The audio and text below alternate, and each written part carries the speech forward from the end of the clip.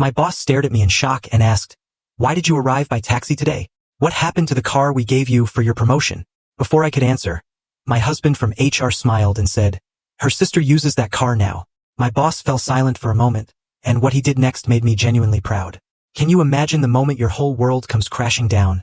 Not with a bang, but with a whisper. From your own husband? That's exactly what happened to me, Abigail. One ordinary Tuesday morning in a sterile conference room, my boss asked a simple question about my company car, and Owen, my husband, the HR director, he just smiled and threw me straight under a very sharp bus. What the hell happened next? The betrayal that started everything. Elena Rodriguez, my boss, was looking at me with this gentle concern, her voice low and direct. "Why did you come in a taxi today, Abigail?" she asked. It was the question I'd been dreading for 3 weeks straight. "What happened to the car we gave you for your promotion?" I could practically feel Owen's presence beside me in that room, like a static charge in the air. Owen, my husband, the company's HR director, the man who was supposed to be on my side. My mind was racing, trying to conjure up another excuse. Car trouble, maintenance, anything to protect him. But before I could even open my mouth, Owen spoke. "Oh," he said, his voice so casual, so utterly matter-of-fact, like he was commenting on the weather. "Her sister is using that car now." My breath hitched. He hadn't even looked up from his phone. He'd just announced to my boss that he'd given away company property. My company property, without my permission. The silence that followed felt like an eternity, probably only 3 seconds. But in those 3 seconds, I watched my entire marriage, my career, the carefully constructed life I'd built, all of it just start to crack apart.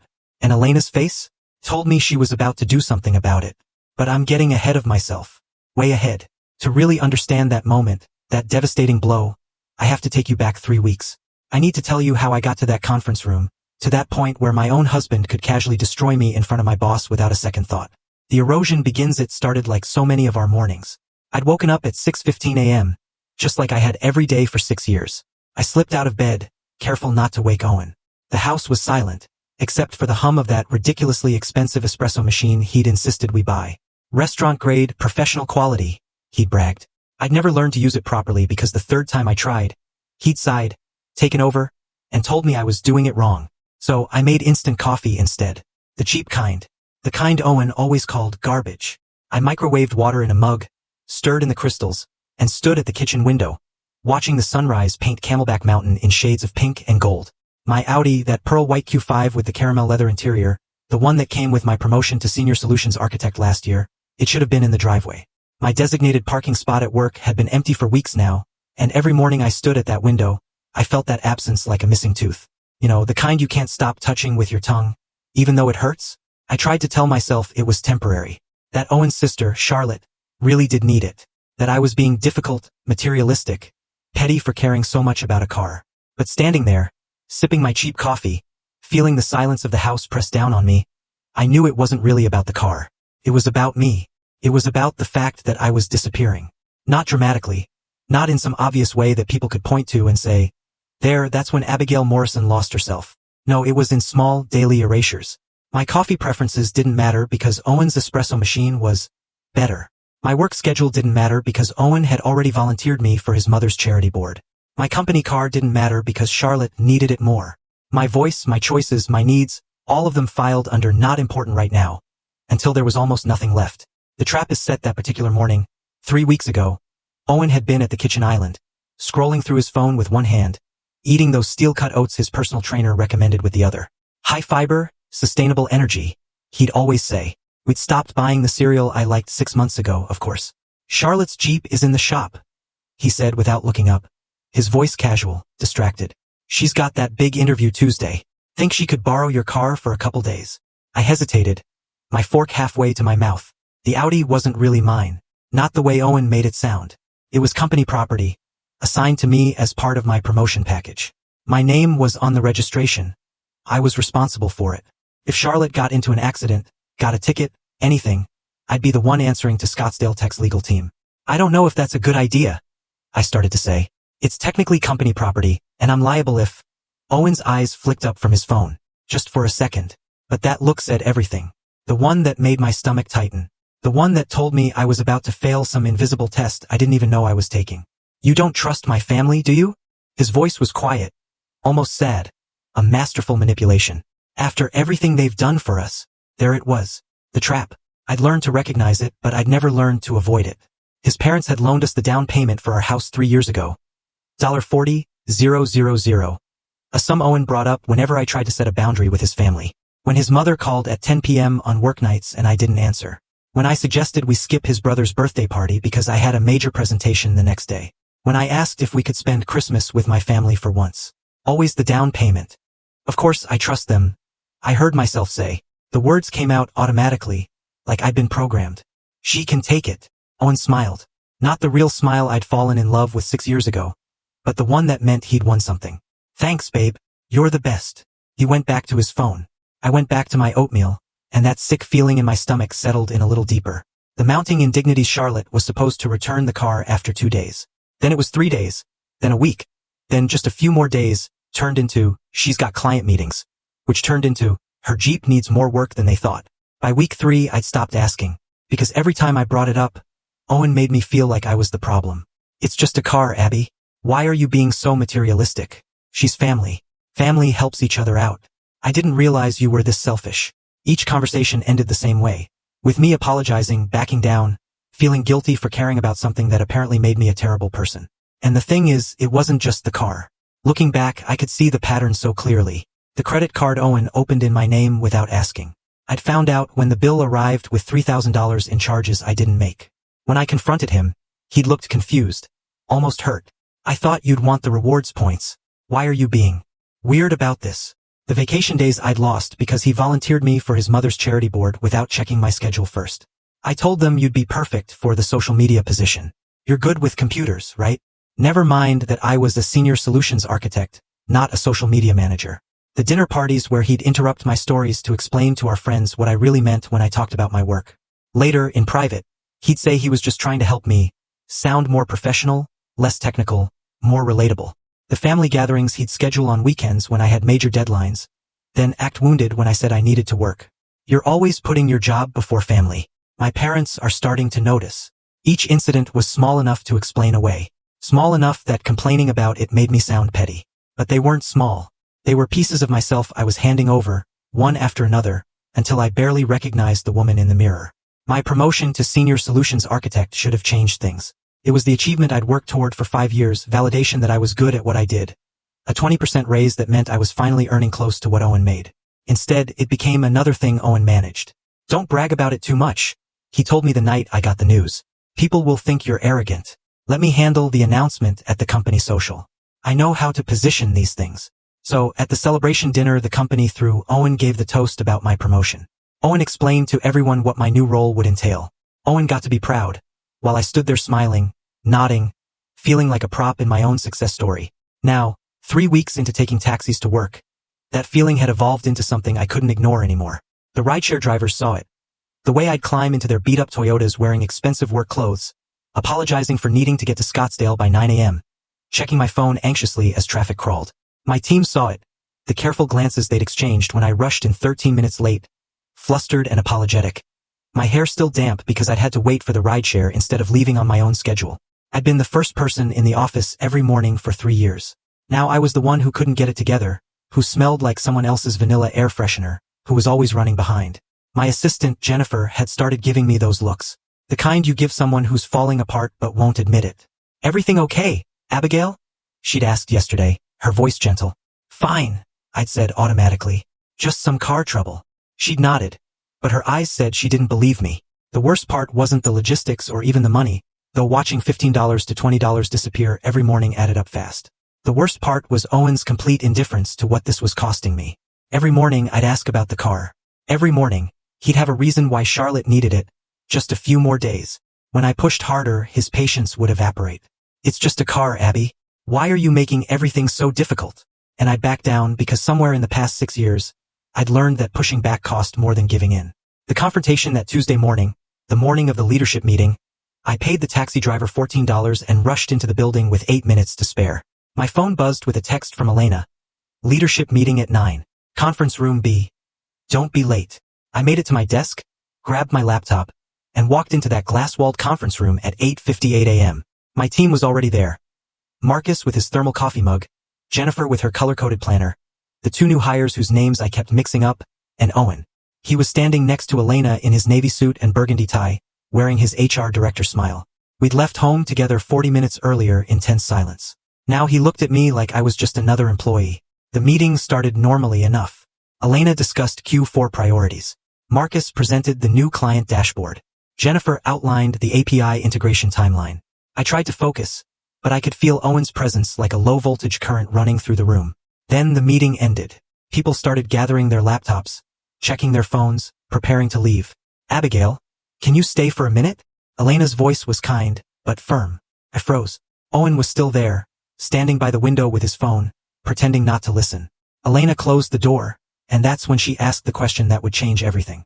Why did you come in a taxi today? The question hung in the air between us. Elena's dark eyes were fixed on mine, concerned but patient. Waiting. What happened to the car we gave you for your promotion? My throat felt tight. I could feel Owen's presence behind me like heat from a furnace. He'd been standing by the window when Elena asked me to stay, pretending to scroll through his phone. But I knew he was listening. I knew that stillness in his posture, the way he held himself when he was absorbing every word, cataloging every response, preparing his counter-argument. 6 years of marriage had taught me to read him better than he ever bothered to read me. My mind raced through possible answers. Maintenance issues, something vague about scheduling conflicts. All the lies I'd been telling myself for 3 weeks, now ready to be deployed to protect him, to protect us, to maintain the carefully constructed image of Abigail Morrison, senior solutions architect, who had her life together. But my mouth wouldn't form the words. And before I could force them out, Owen spoke. Her sister is using that car now. His voice was pleasant, casual, the same tone he used when mentioning he'd picked up dry cleaning or confirming dinner reservations. Like he was commenting on something completely ordinary and unremarkable. Like he hadn't just told my boss that he'd given away company property without my permission. He didn't even look up from his phone. The silence that followed felt like the air had been sucked out of the room. I watched Elena's expression change in real time. Confusion flickering across her face first, her eyebrows drawing together slightly, then understanding as the words registered. Then something else, something that looked like anger, but controlled, held behind the professional mask she wore so well. Her eyes moved from Owen to me, and I saw the question in them before she spoke it. I'm sorry, Elena said slowly, her voice carefully neutral, chillingly calm. Did you just say her sister is using a company vehicle? Owen finally looked up from his phone. His smile was still in place. That easy, charming smile that had gotten him through 1,000 difficult HR conversations. It's temporary, he said, as if that explained everything. Family situation. Charlotte needed reliable transportation for some important meetings. You know how it is. Charlotte is your sister, Elena said, her voice now colder than I'd ever heard it. Not Abigail's. Something shifted in the air. I felt it like a physical thing. The moment when the performance became real. When the carefully maintained separation between our personal lives and professional lives collapsed completely. And I realized I had a choice to make. I could back Owen up. I could smile and nod and say, yes, it was temporary. It was fine. I'd agreed to it. I could protect him the way I'd been protecting him for 6 years, making myself smaller so he could stay comfortable. Or I could tell the truth. Actually, I heard myself say, and my voice sounded strange to my own ears, steadier than I felt, clearer than it had been in months. We never discussed it. Owen's head snapped toward me. His smile faltered for just a second, genuine surprise breaking through his practiced composure. He hadn't expected me to contradict him. Not here. Not in front of my boss. Owen told me his sister needed the car for 2 days. I continued, and now that I'd started, I couldn't seem to stop. That was 3 weeks ago. I've been asking for it back ever since. Abby. Owen's voice had an edge now. A warning. Don't do this here. Don't do what? Something was rising in my chest. 6 years of swallowed words, unspoken resentments, accommodations I'd made while telling myself it was compromise. Tell the truth about what happened to company property? You're making this into something it's not. No, I said, and I was standing now, though I didn't remember getting up. I'm finally being honest about what's been happening. The car is registered to me. It's company property. I'm liable for it.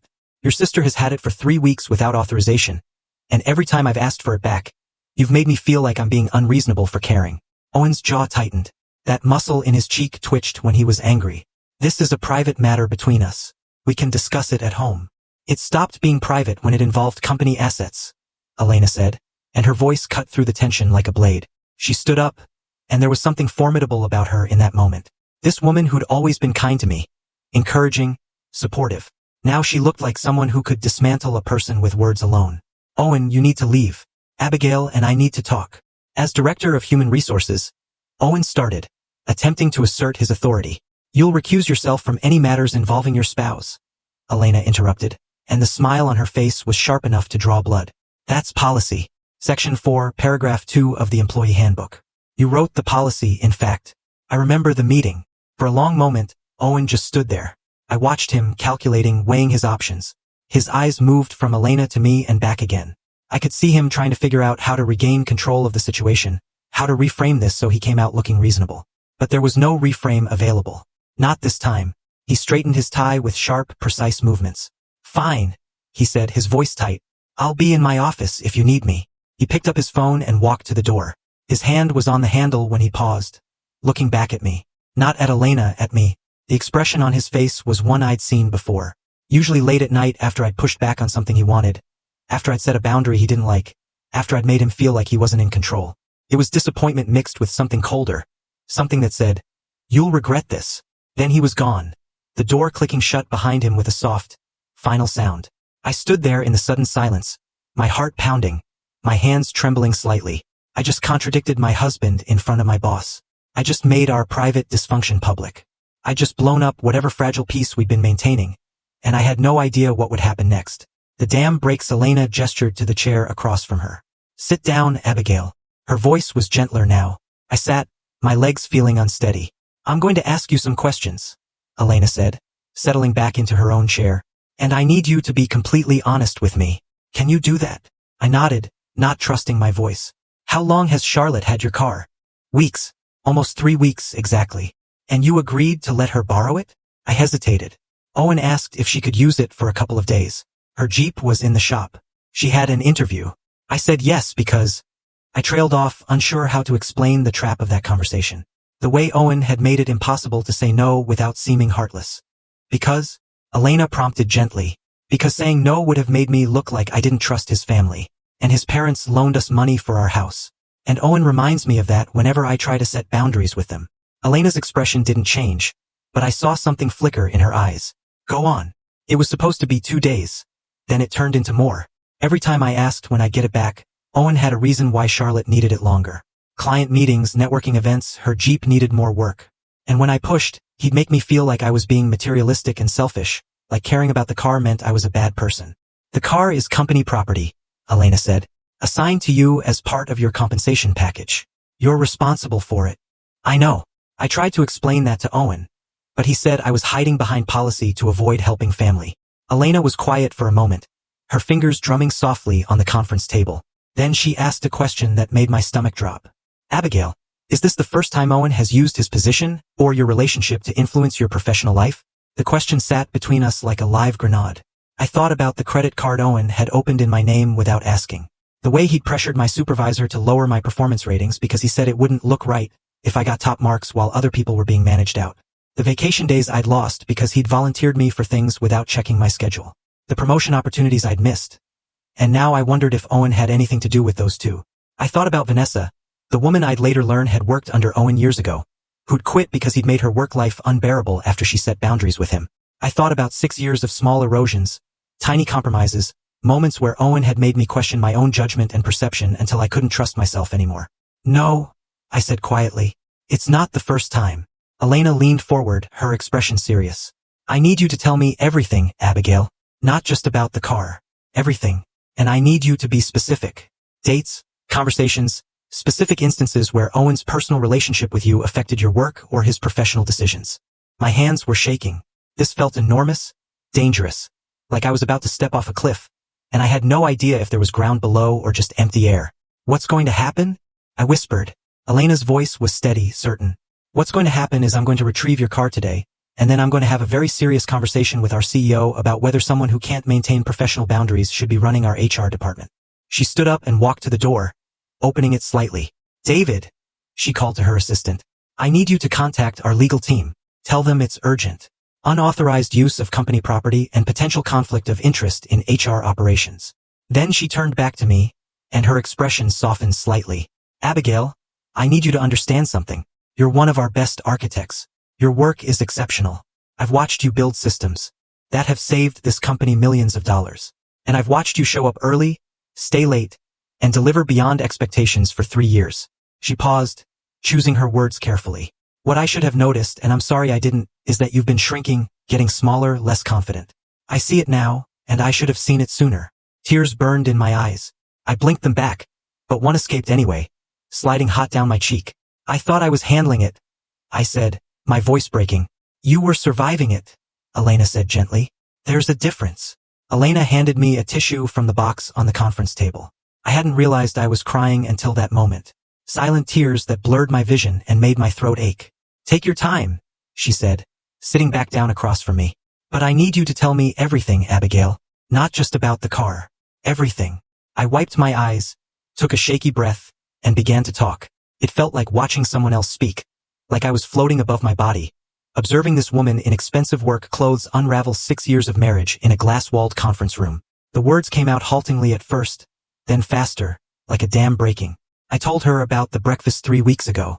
Owen scrolling through his phone, asking so casually if Charlotte could borrow the car. The way he'd looked at me when I hesitated. That expression that said I was failing some invisible test. The guilt trip about his family, the down payment, all the ways I owed them. But then I kept going, and words I'd never said out loud to anyone started spilling out. The credit card, I said, my voice steadier now. I found out when the bill came. $3,000 in charges I didn't make. When I asked Owen about it, he looked at me like I was crazy. He said he thought I'd want the rewards points, that he was doing me a favor. He made me feel like I was overreacting for being upset that he'd opened a line of credit in my name without asking. Elena's expression was unreadable, but she nodded for me to continue. The vacation time. His mother runs this charity board. They needed someone to handle their social media, posting updates, managing their website. Owen volunteered me without checking my calendar first. I had a major client presentation that same week. When I told him I couldn't do it, he said his mother would be humiliated, that I was always putting my career before family. I could hear how it sounded, small complaints, minor inconveniences, the kind of things that happen in marriages. But Elena's face told me she was hearing something else. The dinner parties. We hosted one last month for some of Owen's colleagues. I was telling a story about the system integration project I'd led.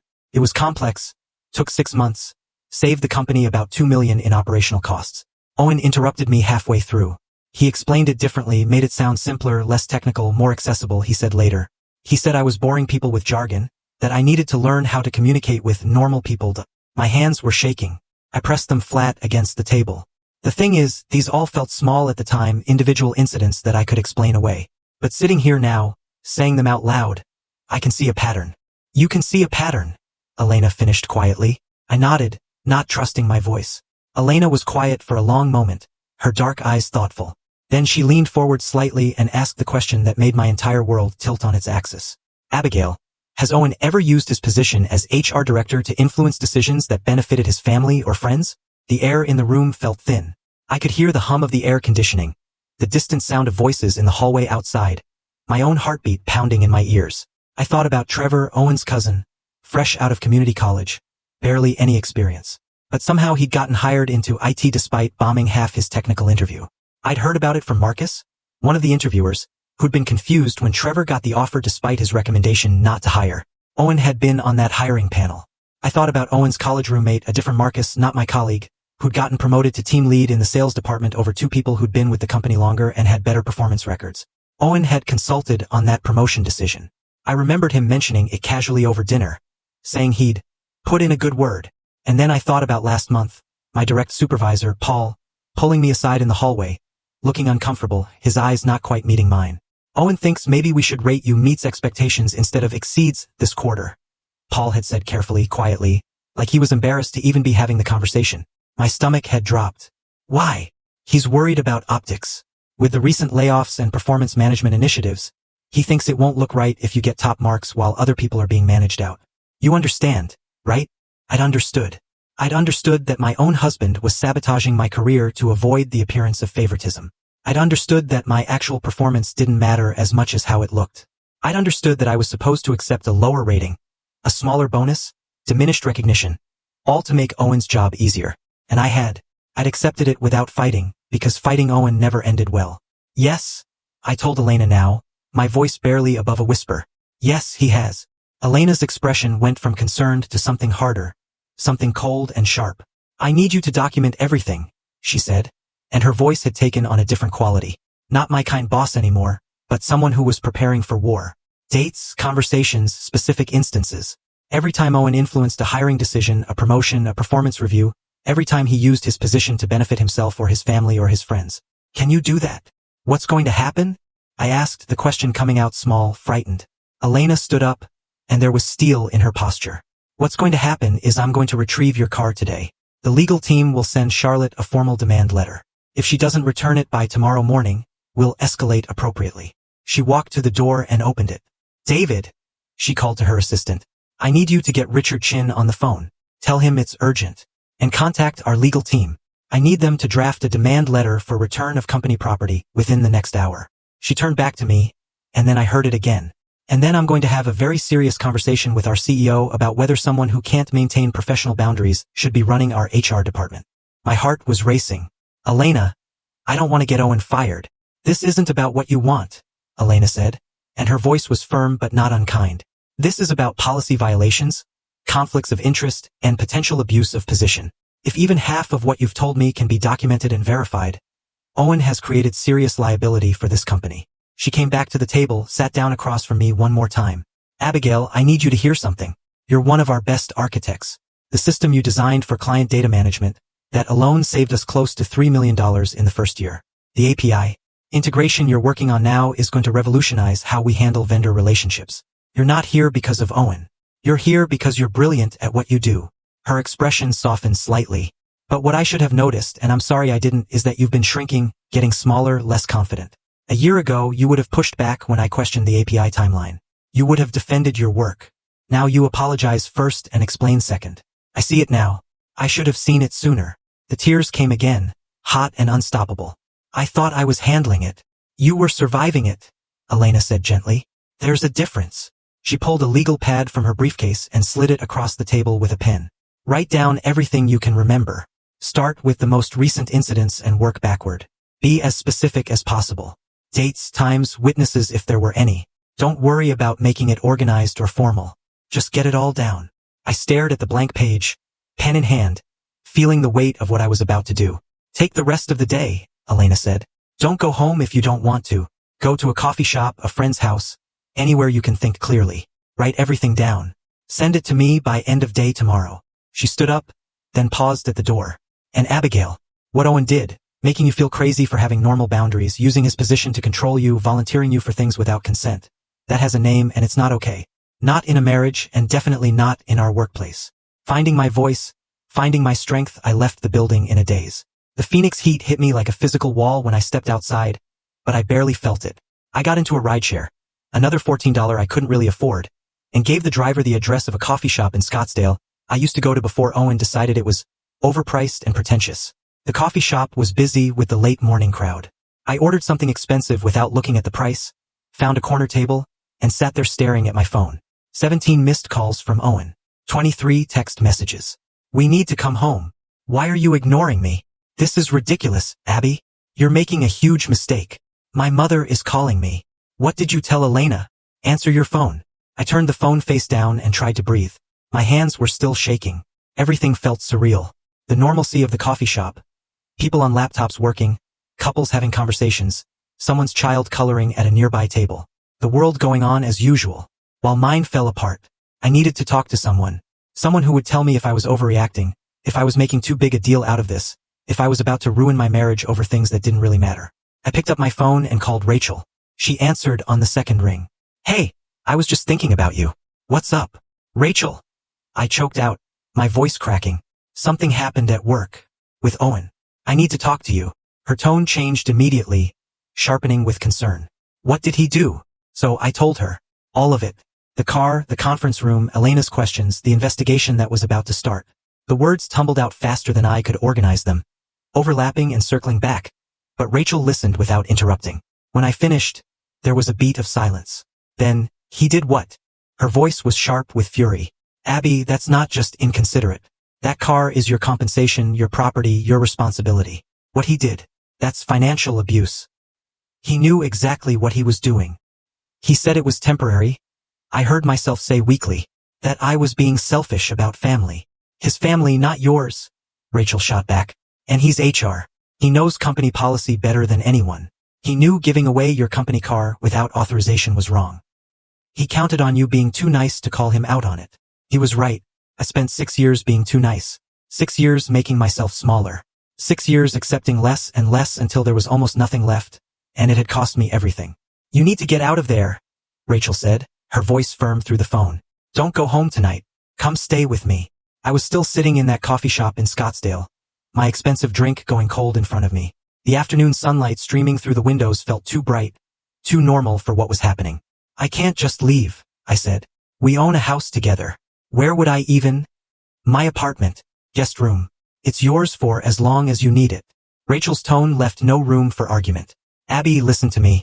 You just told your boss that your husband has been sabotaging your career and abusing his position for years. Owen knows that by now. Do you really want to be alone with him tonight? My hands went cold. I hadn't thought that far ahead. Hadn't considered what would happen when Owen and I were in the same house after what I'd done. Pack a bag, Rachel said. I'm serious. Get what you need and come here. We'll figure out the rest tomorrow. I thanked her and hung up. Then I sat there for another 20 minutes, staring at my phone, watching the messages from Owen pile up. The tone had shifted from demanding to angry to something that made my stomach twist. You've made a huge mistake. My mother is devastated. I hope you're proud of yourself. This is who you really are. Isn't it? Vindictive and cruel. At 3 p.m., a new text came through. Unknown number. I opened it. Your company's lawyers just sent me some threatening letter about the car. Are you serious right now? After everything our family has done for you, you're actually going to destroy Owen's career and humiliate us all over a sea. It was Charlotte, the one who'd been driving my Audi for 3 weeks. My hands were shaking. Part of me, the part that had been trained over 6 years, wanted to apologize immediately, to text back and say it was all a misunderstanding, that I'd fix it, that I was sorry for causing trouble. But a larger part of me, the part that had finally woken up in that conference room this morning, felt something different. Relief. The company was actually doing something. They'd sent a legal letter. They were taking this seriously. Elena hadn't just made sympathetic noises and sent me home with empty promises. She'd taken action. I didn't respond to Charlotte's text. Instead, I checked my work email. There was a message from Elena, sent 20 minutes ago. Legal team has issued formal demand for return of company property. Vehicle must be returned to Scottsdale Tech Plaza parking lot by 10 a.m. tomorrow or we will involve law enforcement. You did the right thing, Abigail. I screenshot the email and saved it to 3 different places. Then I turned my phone completely off. I needed silence, space to think, room to process what I just set in motion, without Owen's rage or his family's guilt trips or the constant buzz of notifications telling me I was a terrible person. I ordered another coffee. This one I actually drank and opened my laptop. The legal pad Elena had given me was in my bag. I pulled it out and started writing everything I could remember. The credit card, the vacation time, the dinner parties, the performance reviews. The more I wrote, the clearer the pattern became. By the time I looked up, it was after 5 p.m. The coffee shop was quieter now, the afternoon crowd replaced by students, with textbooks and a few people on dates. I packed up my things, called a rideshare, and headed home. The breaking point at home, I had to go back eventually. I needed clothes, my toiletries, important documents. I couldn't avoid Owen forever. But when the driver pulled up to my house at 7 p.m. and I saw Owen's Range Rover in the driveway, my heart started racing. I paid the driver and walked to the front door, my hands shaking as I unlocked it. Owen was in the kitchen, pacing. His tie was loosened, his face red, his hair disheveled like he'd been running his hands through it. The second I walked in, he spun toward me. Do you have any idea what you've done? His voice was loud, sharp, filled with barely controlled rage. I'd heard this tone before, usually late at night after I'd pushed back on something he wanted, but never quite this intense. Charlotte is humiliated, he continued, not waiting for me to answer. My mother has been calling me all afternoon, crying. The company sent my sister a legal threat. Abigail, a legal threat over a car. I set my bag down carefully on the kitchen counter. It's not my car, I said, keeping my voice level. It's company property. I'm responsible for it. Nothing happened to it. You're doing this to punish me, to get back at me for I don't even know what. His voice was rising, that edge of rage that used to make me back down immediately. You went to Elena and made me look incompetent. You turned a simple family favor into some kind of corporate scandal. I didn't turn it into anything, I said. You gave away company property without authorization. That's a policy violation. Elena asked me about the car, and I told her the truth. We're married. What's yours is mine.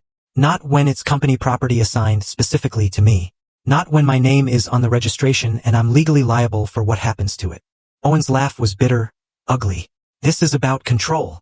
You can't stand that I made a decision without asking your permission. You've always been like this. Everything has to be exactly how Abigail wants it, or you throw a tantrum. I stared at him. This man I'd spent 6 years trying to please. This man I'd made myself smaller for, quieter for, less demanding for. No, Owen, I said, and my voice was steadier than I expected. This is about respect. Something you've never shown me. His face went even redder. I've given you everything. A home. A life. Support for your career. You've sabotaged my career, I interrupted. You've been telling my supervisor to lower my performance ratings for 2 years. Did you think I wouldn't find out? Owen went very still. That muscle in his jaw twitched. I don't know what you're talking about. Paul called me this morning. He told me everything.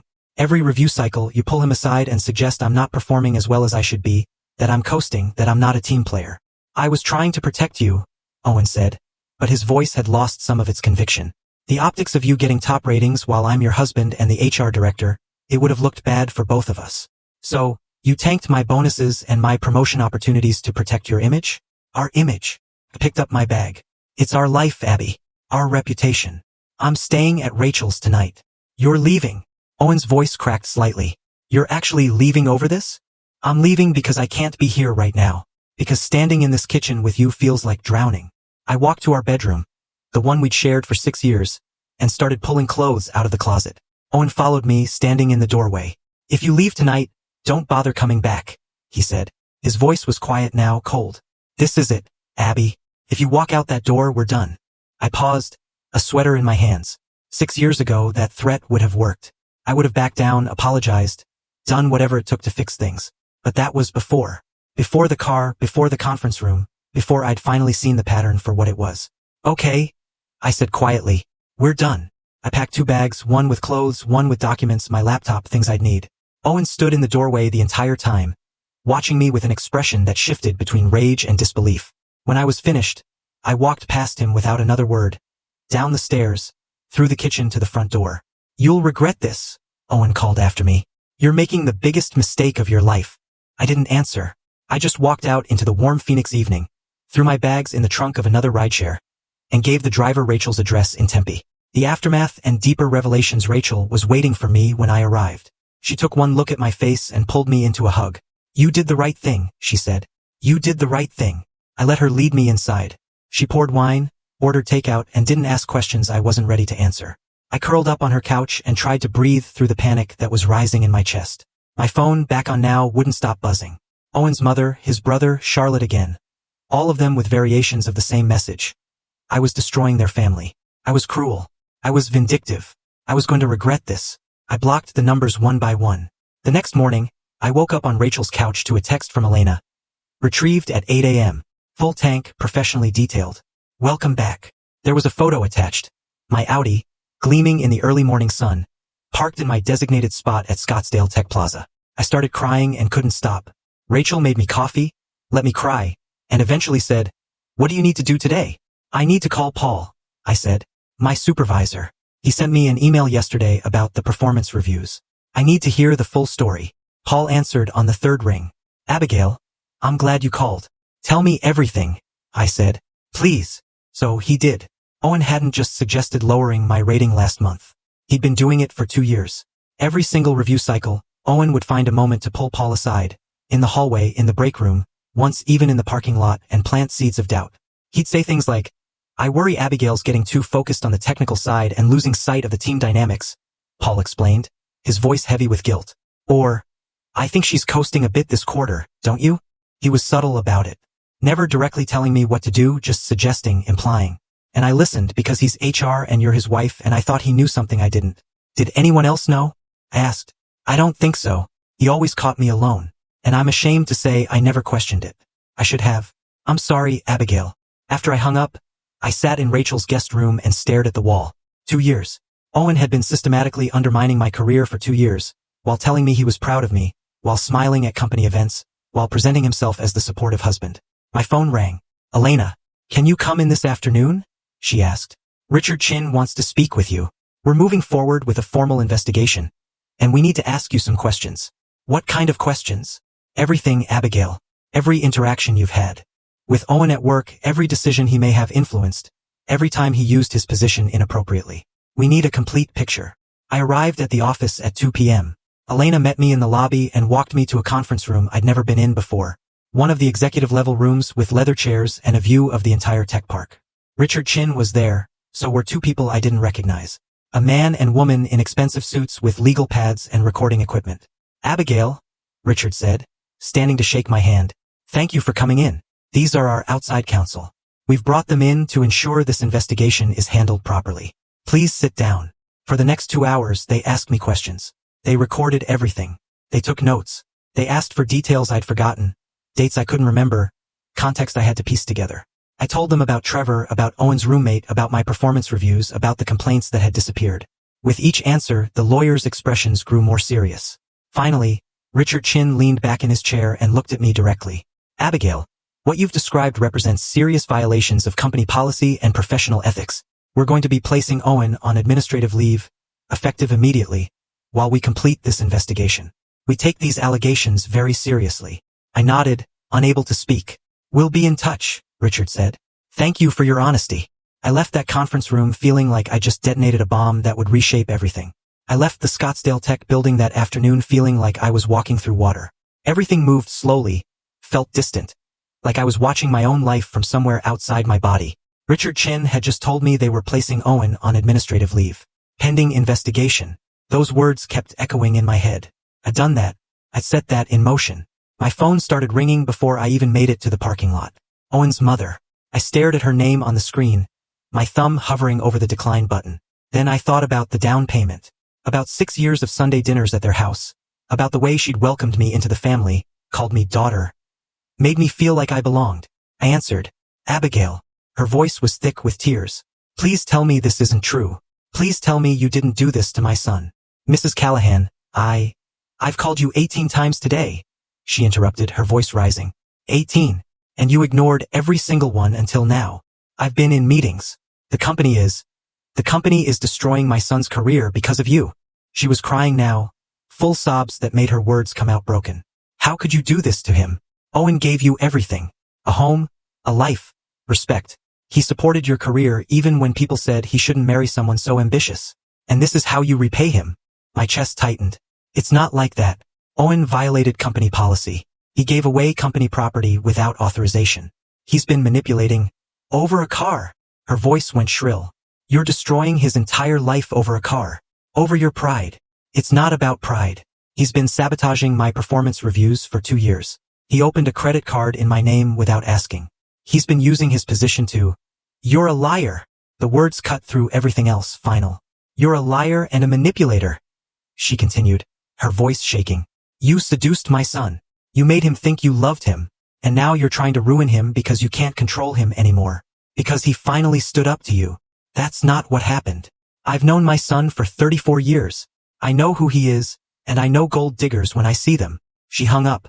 I stood in the parking lot, phone still pressed to my ear, listening to dead air. That was just the beginning. Owen's brother posted on Facebook that evening. I didn't see it at first. I'd been avoiding social media, but Rachel showed me, her face tight with anger. Some people will destroy an entire family over material possessions. Some people value things more than relationships. Some people forget where they came from and who helped them get where they are. Praying for my brother during this difficult time. The comments were worse. Friends of Owen's family, people I'd met at holidays and birthdays, all weighing in about the unnamed person who was clearly terrible. So sad when people show their true colors. Your brother deserves so much better. Praying for him. Some people are just users. Don't read them, Rachel said, trying to take my phone away. They don't know what they're talking about.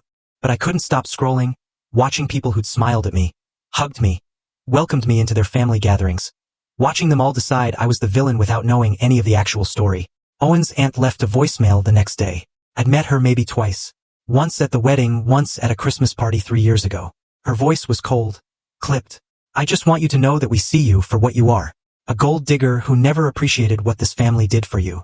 Owen's mother is devastated. His father can barely function. You've destroyed a good man's reputation, his career, his life. For what? Because you didn't get your way. I hope you're happy with yourself. I hope it was worth it. Charlotte's text came that night. 5 paragraphs, single-spaced. It started with a list of every sacrifice Owen had supposedly made for our marriage. How he'd taken the HR director job at Scottsdale Tech instead of the higher-paying position in California because I didn't want to move. How he'd supported me through difficult periods when I was struggling with work stress. How he defended me to his family when they worried I was too career-focused to be a good wife. None of it was true, or rather, all of it was true in some alternate version of reality where Owen was the hero and I was the difficult, demanding wife who needed to be managed. The text ended with, "I hope you're happy. You've destroyed a good man.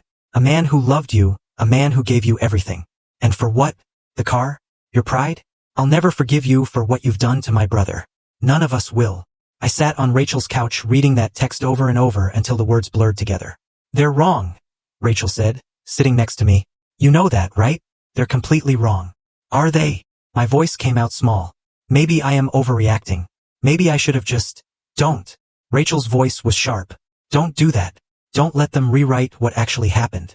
But it was hard not to when everyone around you is telling the same story, that you're the problem, the difficult one, the person who destroyed everything. It becomes easier to believe them than to trust your own experience. My mother called the next morning. "Honey," she started, and I could already hear the concern in her voice, the worry. "Rachel told me what's been happening with Owen and the company and everything.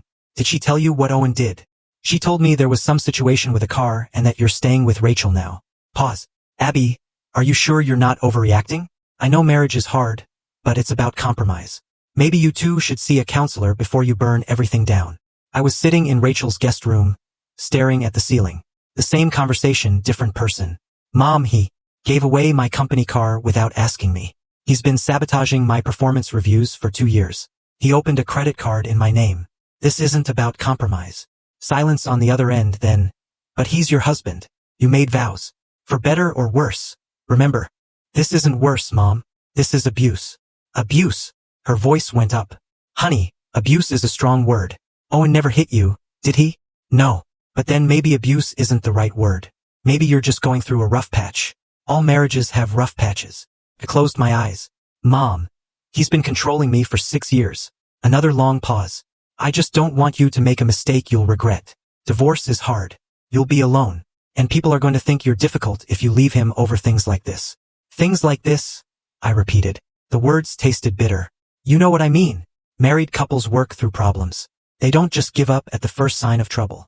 This isn't the first sign of trouble. This is 6 years of trouble that I've been ignoring."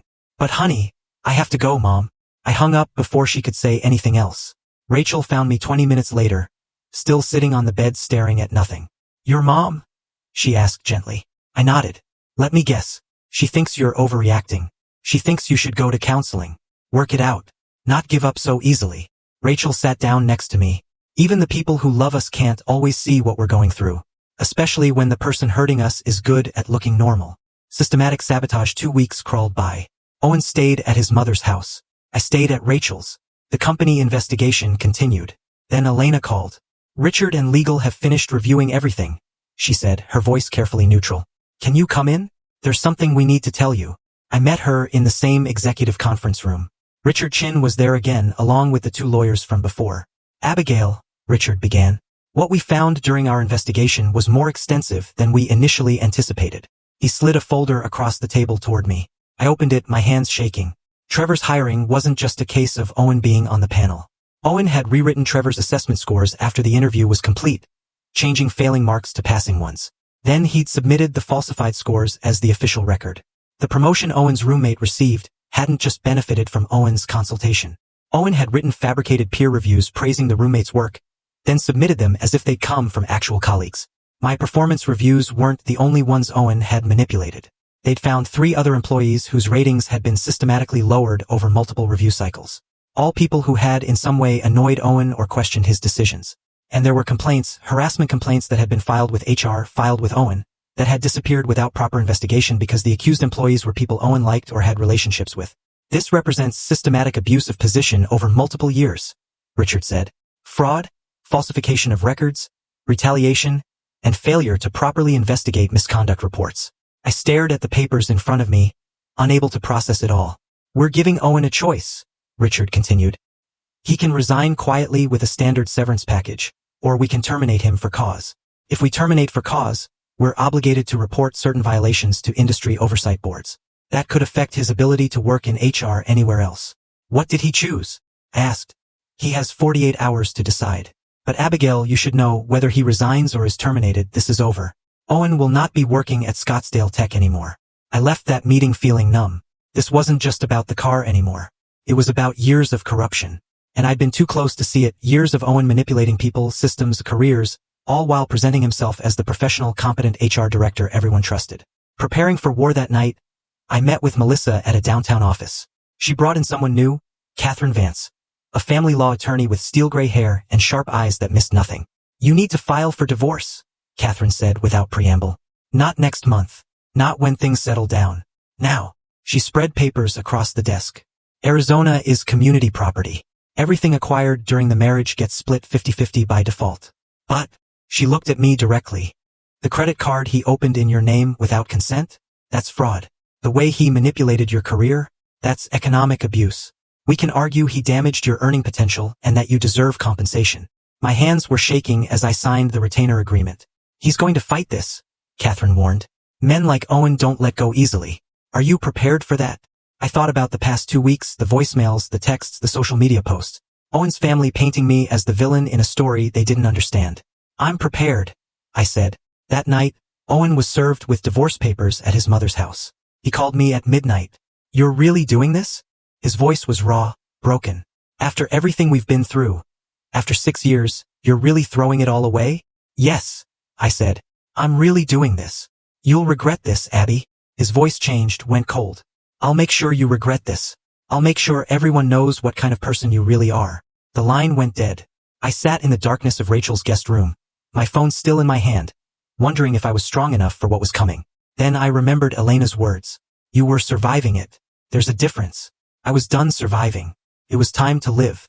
The morning after Owen's midnight phone call, I woke up on Rachel's couch with my phone clutched in my hand and the taste of regret in my mouth. Not regret for filing for divorce, but regret that it had taken me 6 years to get here. Catherine Vance called at 8 a.m. Owen's retained counsel, she said without preamble. Gerald Hoffman. You know that name? I didn't. He's expensive and he's vicious. Specializes in high-conflict divorces. He's gonna come at you hard, Abigail. Are you ready for that? I don't know, I said honestly. What does hard mean? It means discovery requests that are designed to intimidate. It means depositions where they'll try to make you cry. It means they're going to dig through every aspect of your life looking for ammunition. The first discovery demand arrived that afternoon via email. 23 pages of requests.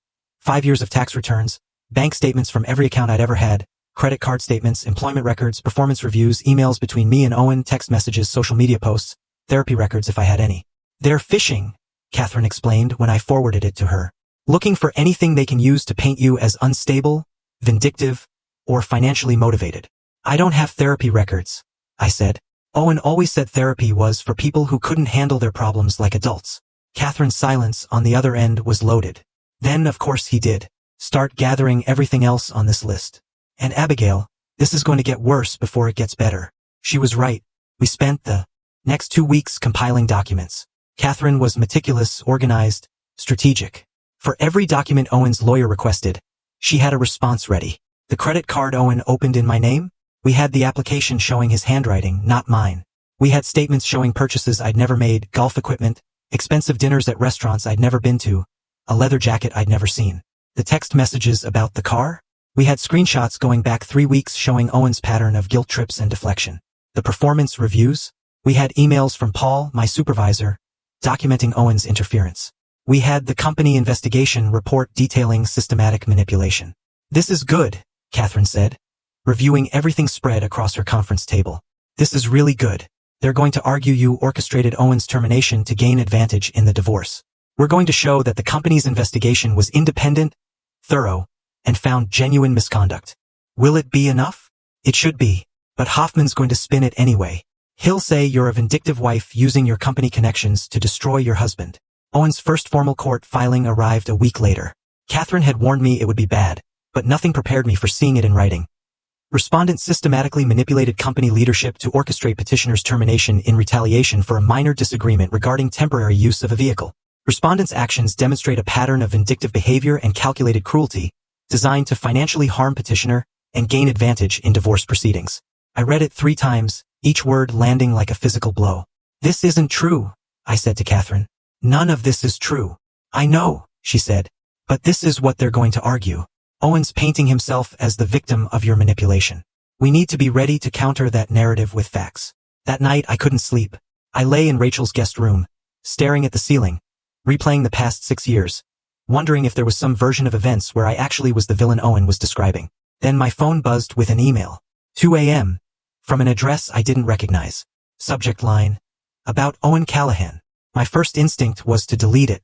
Probably more harassment from his family. Probably someone else telling me I destroyed a good man. But something made me open it. Dear Abigail, my name is Vanessa Pritchard.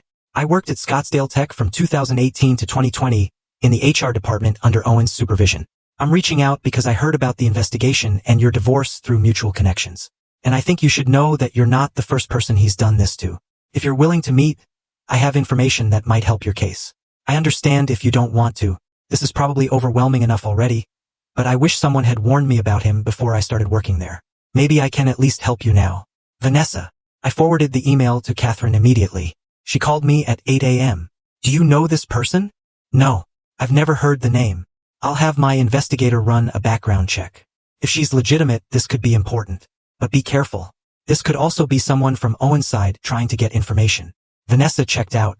She had worked in HR at Scottsdale Tech, had resigned in 2020, now worked for a nonprofit in Phoenix. No connection to Owen's family or friends that Catherine's investigator could find. We met 3 days later at a coffee shop in Phoenix. Neutral territory, public, safe. Vanessa was younger than me, maybe late 20s, with dark hair pulled back in a ponytail and eyes that looked older than her face.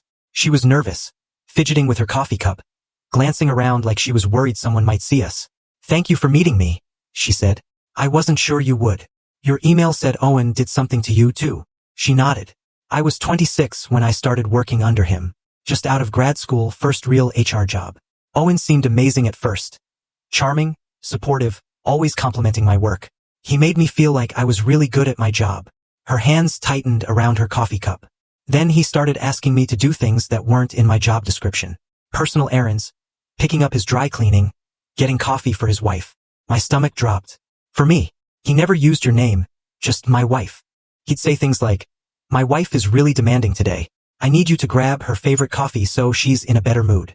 Or, my wife doesn't appreciate how hard I work, but you get it, don't you? I felt sick. I thought I was being helpful, Vanessa continued. Thought I was showing initiative. But then he started crossing other lines. He'd text me late at night, 11 o'clock, midnight, about work stuff that could have waited until morning. He'd compliment my appearance in ways that felt off. That dress really suits you. Or, you should wear your hair down more often. Her voice got quieter. When I started dating someone, Owen got weird about it. Asked intrusive questions about my boyfriend, made jokes about him not being good enough for me, suggested I could do better. When I told him it was inappropriate to discuss my personal life like that, everything changed. She pulled out her phone and showed me screenshots. Text messages from Owen. You're being ungrateful and unprofessional. I've invested a lot in your development. I'm disappointed in your attitude lately. Used to be such a team player.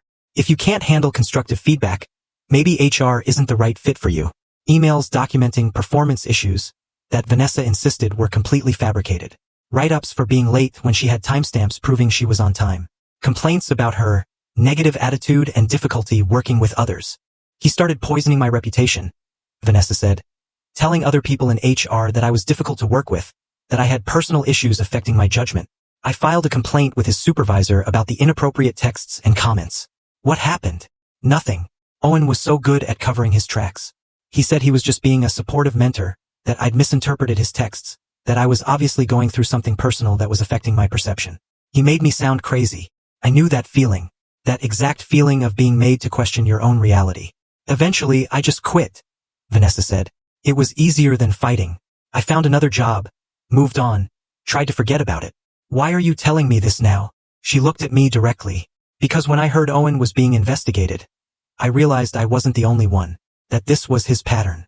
He finds someone he can control, someone younger, someone grateful, someone who trusts him, and when they push back, he destroys them. We talked for another hour. Vanessa told me about other things she'd noticed while working under Owen. The way he'd helped his cousin get hired despite failing the interview. The way he'd made negative comments about female employees who were too ambitious or not team players. The way he dismissed harassment complaints when the accused were men he liked. I'm willing to testify, Vanessa said as we were leaving. If it helps, if it stops him from doing this to someone else. After Vanessa left, I sat in my car in the parking lot and cried. Not sad tears.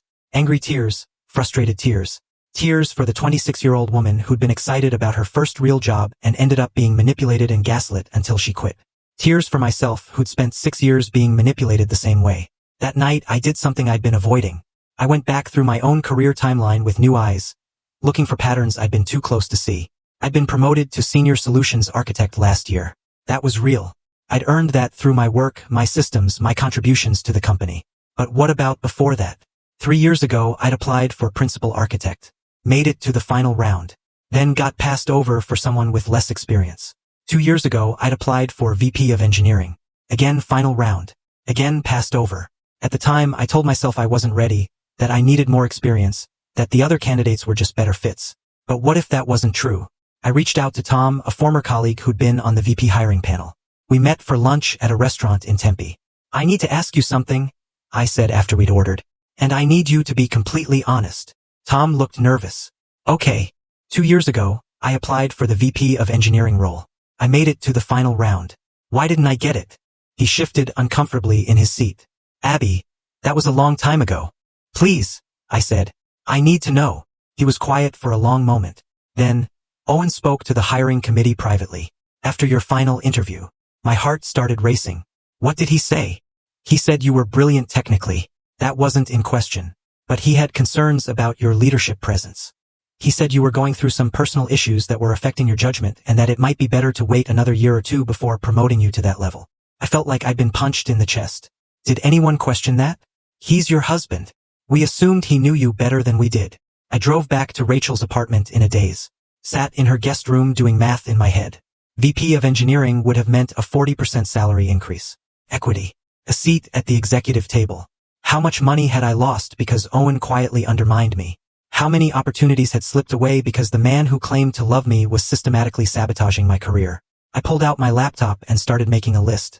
Every promotion I'd applied for, every opportunity that hadn't worked out, every time I'd been passed over and told myself I just wasn't ready yet. The pattern was there, clear and undeniable once I knew to look for it. Owen hadn't just been manipulating my performance reviews for 2 years. He'd been sabotaging my entire career trajectory from the beginning. I sent Catherine everything I'd discovered. The list of promotions I'd been passed over for. Tom's admission about Owen's interference in the VP hiring process. The timeline showing exactly how much money and opportunity I'd lost because my own husband had been quietly sabotaging me. This is explosive, Catherine said when we met the next day. This isn't just about the car or the credit card anymore. This is systematic economic abuse. We're going to use this. Justice served. The divorce hearing was scheduled for the first week of March. 8 months after I'd filed. 8 months of discovery, depositions, legal maneuvering. 8 months of Owen's lawyer, Gerald Hoffman, trying to paint me as vindictive and unstable. 8 months of waiting to tell my truth in a room where it would actually matter. The night before the hearing, I couldn't sleep. I lay in Rachel's guest room, which had become more my room than a guest room at this point, staring at the ceiling, rehearsing what I'd say on the stand. You're going to be great, Rachel said, bringing me tea at 2 a.m. You've got the truth on your side. What if the truth isn't enough? It will be. Catherine's good. The evidence is bulletproof. And Abby, you're finally going to get to say everything you've been holding in for 6 years. The courtroom was smaller than I'd expected. Beige walls, fluorescent lighting, that particular smell of old carpet and air conditioning. Owen was already there when I arrived, sitting at a table with Gerald Hoffman. He was wearing a charcoal suit, perfectly tailored, his hair styled, his expression carefully neutral. He looked like the Owen everyone else saw. Professional, composed, respectable. The Owen who'd fooled everyone at Scottsdale Tech for years. The Owen who'd convinced his own family I was the villain. But I knew the man underneath that suit. The man who'd called me at midnight to tell me I'd regret leaving him. The man who'd systematically destroyed my career while claiming to support it. The man who'd made me feel crazy for 6 years. Judge Patricia Brennan entered, and we all stood. She was in her 50s, with silver hair pulled back severely and an expression that gave nothing away. Be seated, she said. Let's begin. Hoffman called Owen to the stand first. Owen walked up with his head high, his hand steady as he placed it on the Bible and swore to tell the truth. Then he sat down and Hoffman began his questioning. Mr. Callahan, can you describe your marriage to the respondent? Owen's expression shifted into something softer, sadder. I thought we had a good marriage. I loved Abby.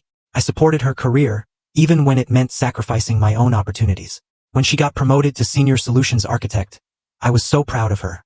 I encouraged her to take it, even though it meant more stress, more time at work, more time away from us. It was such a careful lie, threaded with just enough truth that someone who didn't know better might believe it. When did things start to change? Hoffman asked. After the promotion, Owen said, his voice heavy with manufactured sadness. She became obsessed with status, with control. Everything had to be exactly her way. If I made a decision without consulting her first, she'd get angry. If I tried to help my family, she'd accuse me of putting them before her. I watched the judge, trying to read her expression. She was taking notes, her face neutral. Can you tell the court what happened with the vehicle? Hoffman asked. My sister Charlotte was going through a difficult time, Owen said. Her car had broken down, and she had job interviews coming up. I asked Abby if Charlotte could borrow her car for a few days, just temporarily, until Charlotte could get her own car fixed. Abby agreed at first, but then she changed her mind. She started demanding the car back, saying it was company property, making it into this huge issue. His voice caught slightly, like he was struggling to maintain composure. When I wouldn't immediately demand the car back from my sister, when I asked Abby to have some compassion for my family, she went to her boss and claimed I'd given away company property. She used her relationship with Elena Rodriguez to manipulate the situation, to make me look incompetent, to destroy my career out of spite. I felt Catherine's hand on my arm, steadying me. Keep calm, the touch said. We'll get our turn. Hoffman walked Owen through more of the narrative. How I'd supposedly orchestrated the company investigation. How I'd filed for divorce not because of any real problems, but because I wanted to punish him for not letting me control every aspect of our lives. It was a masterful performance. Owen's voice was steady, sincere, wounded. He looked like a man who'd done everything right and been betrayed by a wife who changed into someone he didn't recognize. When Hoffman finished, Catherine stood up. Mr. Callahan, she said, her voice pleasant, almost conversational. You testified that you were a supportive husband who encouraged your wife's career. Is that correct? Yes. You were proud of her promotion to Senior Solutions Architect? Of course. Catherine walked to her table and picked up a thick folder. Then can you explain these emails? She pulled out printouts, handed copies to the judge, to Hoffman, held one up for Owen to see. These are messages from you to Paul Henderson, Mrs. Morrison's direct supervisor, dated over a 2-year period. In them, you repeatedly suggest that her performance ratings should be lowered. In one email from October 2023, you write, I think Abigail's getting a bit too confident. Maybe a meets expectations rating would help keep her grounded. Can you explain that? Owen's face had gone slightly red. That's taken out of context. I was trying to protect her from appearing to receive preferential treatment because she's married to the HR director. Protect her? Catherine repeated. By damaging her performance record and costing her bonuses? That's not what I... Or what about this text message? Catherine held up a screenshot. This is from you to Mrs. Morrison, dated September of last year. Quote, you're getting too ambitious for your own good. Maybe you should focus more on our marriage and less on climbing the corporate ladder. Does that sound supportive? I was concerned about her work-life balance. Or this voicemail. Catherine pressed a button, and Owen's voice filled the courtroom, crystal clear. Paul, it's Owen. Listen, I know Abby applied for that principal architect position, but I really think she's not ready for that kind of pressure. She's been dealing with some personal issues lately that are affecting her judgment. Maybe it's better to wait another year or two before promoting her. Just my thoughts, but I wanted to share them with you. The silence in the courtroom was absolute. Those personal issues you mentioned, Catherine said. What were they? Owen shifted in his seat. I don't recall specifically. You don't recall? You told your wife's supervisor she had personal issues affecting her judgment, and you don't remember what those issues were? It was 2 years ago. Catherine's voice sharpened. Or were you simply lying to prevent her from getting promoted? Objection, Hoffman said. Argumentative. Sustained, the judge said, but her expression had changed. She was looking at Owen differently now. Catherine spent the next hour systematically dismantling Owen's narrative. She presented the company investigation findings, page after page, documenting Owen's misconduct. She presented Vanessa's testimony about his pattern of manipulation. She showed the credit card application with Owen's handwriting, the statements showing thousands in purchases I'd never made. She showed evidence that Owen had manipulated hiring decisions, promotion decisions, performance reviews. Not just mine, but other employees too. By the time she was finished, Owen's wounded dignity had evaporated. He sat in the witness chair looking cornered, trapped, his face flushed with barely contained rage. No further questions, Catherine said. Then it was my turn. Catherine called me to the stand. My hands were shaking as I placed them on the Bible, as I swore to tell the truth. But when I sat down and looked out at the courtroom, at Owen's red face, at the judge's neutral expression, at Catherine's steady, encouraging nod, something inside me settled. "Mrs. Morrison," Catherine began, "can you describe your marriage to Owen Callahan?" I took a breath. "I spent 6 years making myself smaller so Owen could feel bigger," I said. "I apologized for having needs. I accepted blame for his anger. I believed him when he said I was too sensitive, too demanding, too ambitious. I let him convince me that caring about my own career made me a bad wife." I looked directly at Owen. "But the car wasn't about the car. It was about the fact that you'd been taking pieces of me for years, and I'd finally run out of pieces to give. It was about realizing that I deserved a partner who celebrated my success instead of sabotaging it. It was about choosing myself for the first time in 6 years." Catherine walked me through everything. The credit card, the vacation time, the performance reviews, the lost promotions. Each answer felt like removing a weight I'd been carrying. When it was Hoffman's turn to cross-examine me, he tried his best. Suggested I'd orchestrated Owen's termination, that I'd manipulated the investigation, that I was playing the victim to gain sympathy. But I didn't waver. "I reported unauthorized use of company property," I said clearly. "The investigation found misconduct that had nothing to do with me. Owen destroyed his own career." The judge took 2 days to issue her ruling. When we returned to court, Judge Brennan's expression was severe.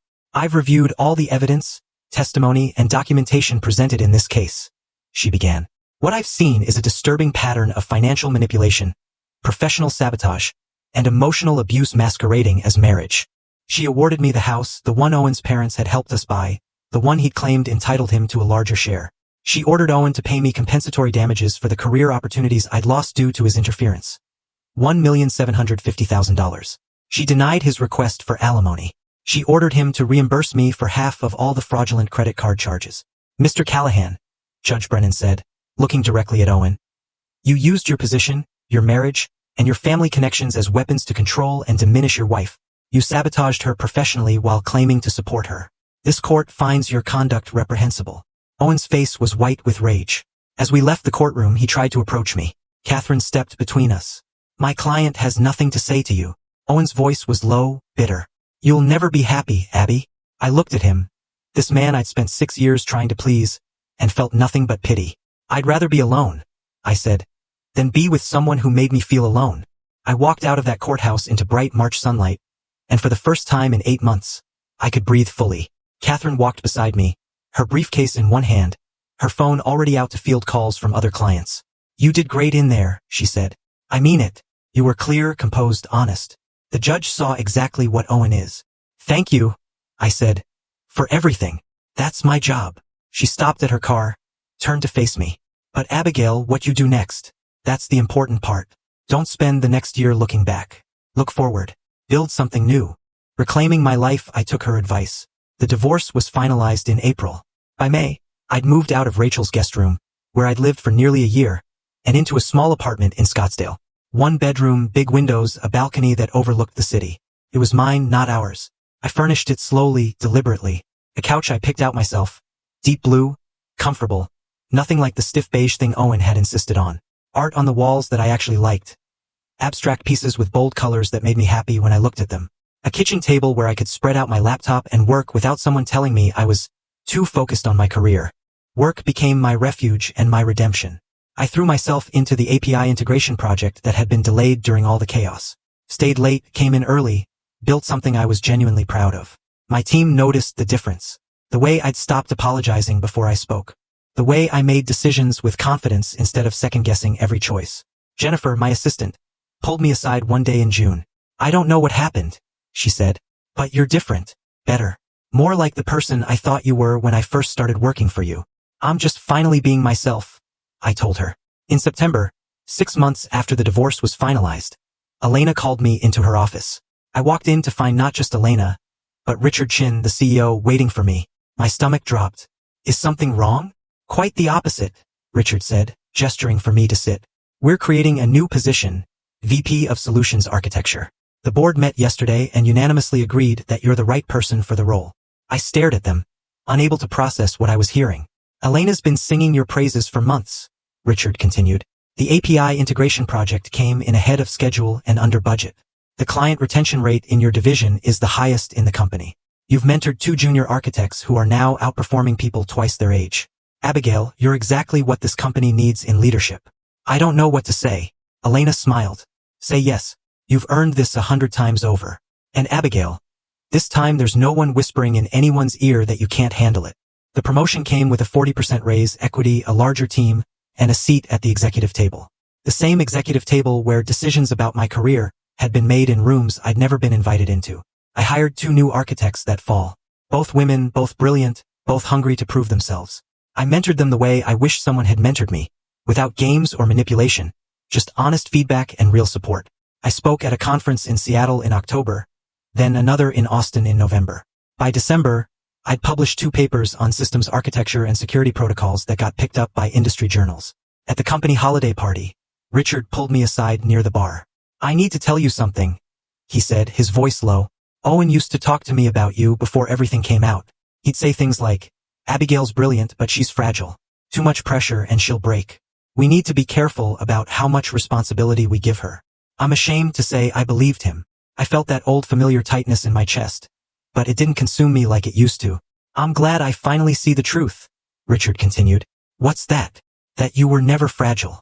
You were just being crushed. A new future I'd sworn off dating for at least a year, maybe 2, maybe forever. But James kept showing up. I met him at a tech security conference in November, right after my promotion. He was presenting on API vulnerabilities, and I asked a question during the Q&A that turned into a 30-minute conversation afterward. He was tall, soft-spoken, with gray streaks in his dark hair and laugh lines around his eyes.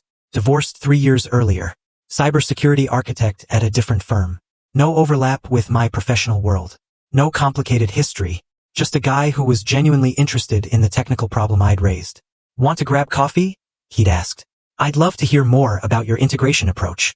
Coffee turned into dinner. Dinner turned into a weekend hiking trip to Sedona in January. He asked questions and actually listened to the answers. He celebrated when I told him about landing a major client instead of finding ways to diminish the achievement or make it about himself. When I finally told him about Owen and the divorce, sitting on a red rock trail with the Arizona desert stretched out below us, he was quiet for a long time. That must have been incredibly hard, he said finally. It was. But it was also necessary. I'm sorry you went through that. He took my hand, his thumb tracing circles on my palm. But I'm also grateful. Because the woman who survived that, the woman who fought her way out and rebuilt her career and learned to trust herself again, she's incredible. By March, a year after the courthouse, we were spending most weekends together. His apartment or mine, hiking or cooking, or just existing in the same space without tension or calculation or fear. He never once made me feel like I was too much or too ambitious, or too focused on my career. When I got excited about a technical problem, he leaned in and asked follow-up questions. When I worked late, he brought dinner to my office and sat quietly reading while I finished. One Saturday evening in April, we were sitting on his couch after dinner, and he asked carefully, "What would you think about me meeting your mom?" I looked at him, this man who made me laugh, who challenged me intellectually, who never once tried to make me smaller. I'd like that. Yeah. But James, I need you to know something. I'm never going to be the woman who makes herself smaller. I'm never going to apologize for my career or my ambition or taking up space. If that's going to be a problem, he pulled me closer, kissed my forehead. Good. I don't want you to be that woman. The woman you are. Ambitious, driven, brilliant, taking up all the space she deserves. That's exactly who I want. I ran into Owen on a Saturday afternoon in late May, in a Whole Foods parking lot in Scottsdale. I almost didn't recognize him. He'd gained weight. His hair had gone almost completely gray, and he had this look, defeated, diminished, like life had worn him down. Abby? His voice made me stop, turn around. Owen. We stood there for a long, awkward moment. 2 people who'd once shared a life, now strangers in a parking lot. I heard about your promotion, he said finally. That's really good. Thank you. I'm working at a startup now in Tempe. Smaller company, smaller role. Fresh start. I nodded, unsure what to say. I've been in therapy, Owen continued, the words coming out stiff, rehearsed. My counselor says I have control issues, that I was not a good partner to you, that I used manipulation instead of communication. It wasn't an apology, not quite, but it was acknowledgement, which was more than I'd expected to ever hear from him. I hope therapy helps you, I said, and I meant it. I really do. He looked at me, and something in his expression cracked. That performative composure he'd always worn like armor. Are you happy? I thought about my apartment with the blue couch and the art I loved. About my job, my team, the respect I'd earned on my own merit. About James, who was probably at my place right now, setting up for movie night like he'd promised. Yes, I said. I really am. Good. His voice was soft, genuine. That's good. You deserve that. We said goodbye. I watched him walk away. This man who'd once controlled so much of my life, now just another person I used to know. I felt no anger, no bitterness, just a quiet gratitude that I'd found the strength to leave. That evening, I drove home through the Phoenix sunset. My Audi, the car that had started everything, handled smoothly, the leather seats worn now in familiar places. The radio playing something I'd chosen instead of something Owen preferred. The mountains glowed pink and gold. The same colors I'd watched from my kitchen window on those mornings when I felt like I was disappearing. When Owen's espresso machine hummed, and my instant coffee seemed like a metaphor for everything I'd given up. But I wasn't disappearing anymore. I was taking up space, building something real, choosing myself every single day. James was waiting when I got home. Takeout spread on my kitchen table. A documentary queued up about deep-sea exploration that he knew I'd love. How was your day? He asked, pulling me into a hug. Strange, I said. I ran into Owen, and it was fine. He's in therapy. He acknowledged some things. It was almost sad seeing him like that. James kissed the top of my head. You're allowed to feel compassion for him. That doesn't mean you made the wrong choice. I know. We ate dinner, watched the documentary, fell asleep on my blue couch with his arm around me and my head on his chest, and I felt something I hadn't felt in years. Peace. Real, uncomplicated peace. Elena had asked me once, months after everything settled, if I regretted how it all went down. No, I told her. I regret how long it took me to speak up, but I don't regret speaking up. She'd smiled. That warm, knowing smile that had given me courage in that conference room on a Tuesday morning that changed everything. Watching you stand up for yourself that day, she'd said, that made me proud to be your boss. But more than that, it reminded me why we have policies, why we protect people, and why silence is never the answer when someone's being diminished. She was right. Silence wasn't the answer. The answer was a single moment of truth in a conference room. A boss who refused to look away. A woman who finally learned she was worth fighting for. Worth every difficult conversation. Every uncomfortable moment. Every bridge burned with people who valued my silence over my dignity. My Audi still sits in my reserved parking spot every morning. VP of Solutions Architecture, the sign says now. But it was never really about the car. It was about learning that the cost of peace isn't supposed to be pieces of yourself. It was about discovering that respect isn't something you earn through surrender. It's something you demand through boundaries. It was about understanding that the right person doesn't make you smaller. They celebrate your size. I lost a marriage, a house I'd helped pay for, relationships with people who chose Owen's version of events over the truth. But I gained something more valuable. I gained myself, and that was worth everything.